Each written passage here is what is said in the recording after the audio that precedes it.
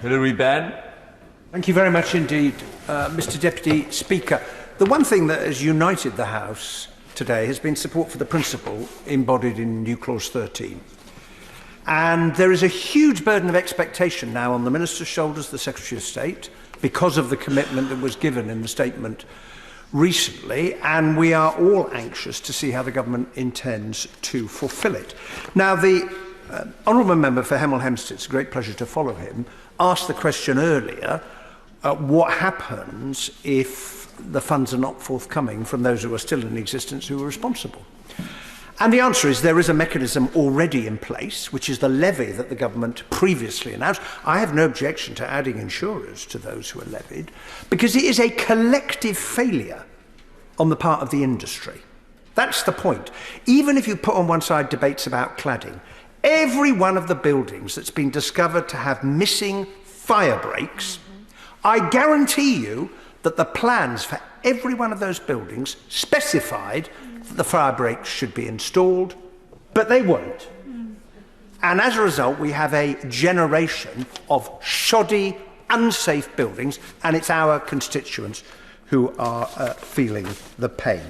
Secondly, once we've sorted out who's paying, we've really got to find a way of getting the work done, because I must say to the Minister, having observed, as we all have at close hand, the back and forth between managing agents, freeholders, developers and the Building Safety Fund, it's not a very efficient way in which to solve the problem. That is why the Building Works Agency approach that my honourable friend spoke about earlier is such a good idea for two reasons. One is you have a body whose job it is to find, to fix, to fund and then recoup through the levy that we've discussed, and that would be quicker.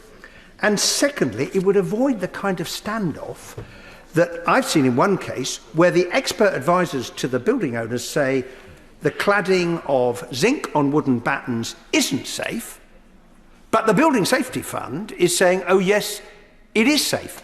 And the other reason why the government should adopt it is it would be the perfect vehicle to review the safety assessment of all the buildings, which the Secretary of State spoke about last week, and in the end be the referee, the judge, the jury that says this is safe, this isn't, this work needs to be done. And the last point I want to make is about the need for speed, because we're 4.5 years on from Grenfell.